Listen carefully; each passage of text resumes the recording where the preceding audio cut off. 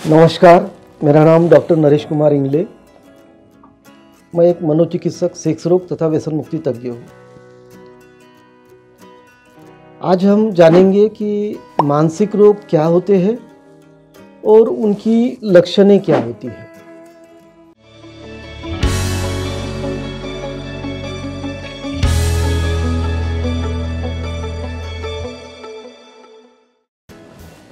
एक संतुष्ट और सार्थक जीवन जीने में दो प्रमुख बाधाएं होती है। एक तो शारीरिक बीमारी और दूसरी मानसिक बीमारी। शरीर को होने वाला जो रोग है उसे हम शारीरिक रोग कहते हैं, वैसे ही मन को जो होने वाला रोग है उसे हम मानसिक रोग कहते हैं। और दोनों भी रोग ये किसी को भी हो सकते हैं। शारीरिक रोग में शरीर की जो कार्य प्रणाली है उसमें बिगाड़ आता है, तो मानसिक रोग में जो दिमाग है उसमें बिगाड़ आता है। हमारा जो मन है ये हमें दिखता नहीं, लेकिन मन का जो कार्य है, मन का जो काम है यह महसूस किया जा सकता है। तो मन का कार्य क्या है?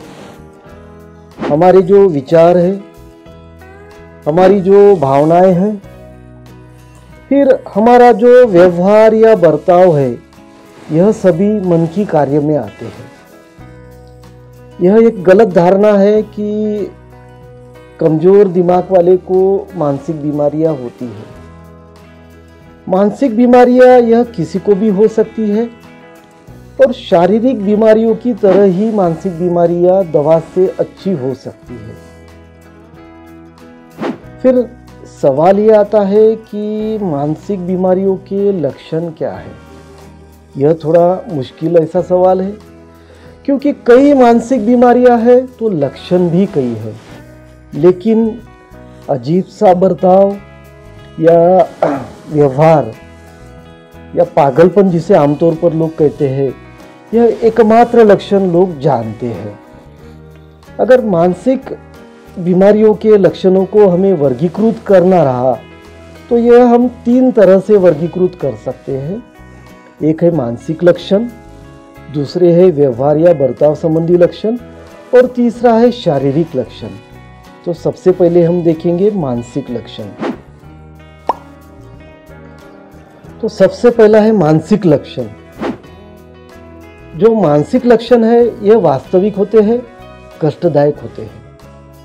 उदाहरण के तौर पे मन उदास रहना, किसी काम में दिल न लगना, भूख जो है वो कम होना, नींद न आना, बेचैनी होना, घबराहट होना। किसी किसी को डिल्यूजन्स होती है, उनको लगता है कि कोई मेरे खिलाफ है, कोई मेरा बुरा चाहता है, कोई मुझे मारना चाहता है। अगर आजू बाजू में लोग बात कर रहे हैं तो उनको लगेगा कि वो मेरे बारे में ही बात करते हैं।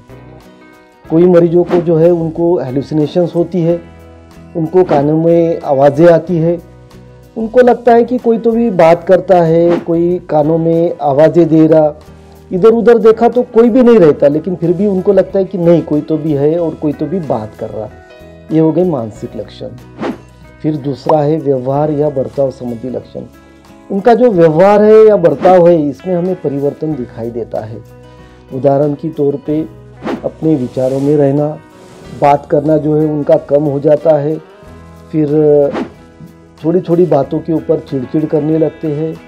जो दैनिक कार्य है वो अपना अच्छे से ये लोग कर नहीं पाते हैं। कोई कोई मरीज जो है अति उत्साही होता है, तो कहीं क्या होता है कि अति धार्मिक भी हो जाता है। कोई संशयी हो जाता है, या किन्हीं कुछ मरीजों में हमें जो नकारात्मक व्यवहार है ये दिखाई देता है। तो ये हो गया व्यवहार संबंधी लक्षण। तीसरा है शारीरिक लक्षण। एक सर्वेक्षण में पाया गया है कि 60% शारीरिक जो लक्षण है ये मानसिक बीमारियों के हो सकते हैं।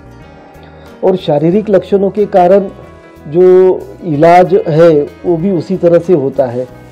मरीज जो है वो कई डॉक्टरों के पास जाता है, कई जांचें होती है, और जो डॉक्टर है वो सब रिपोर्ट्स देख के बोलते हैं कि आपके रिपोर्ट्स नॉर्मल है और आपको कुछ भी नहीं हुआ है। लेकिन जो मरीज के जो लक्षण है वो वास्तविक है। यहाँ पे मरीज की जो बीमारी है ये शारीरिक न होते हुए मानसिक है, ये हमें समझना होगा।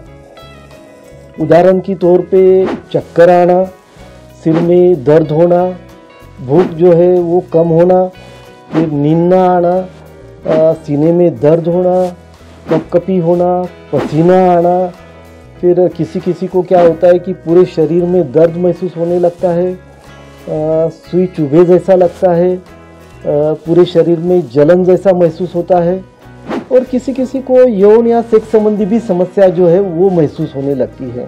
तो ये हो गए शारीरिक लक्षण। कई मानसिक बीमारियां ऐसी है कि उसमें मरीज को लगता नहीं कि उसे कुछ हुआ है, और इसलिए मरीज जो है ना वो इलाज लेने के लिए तैयार नहीं होता है।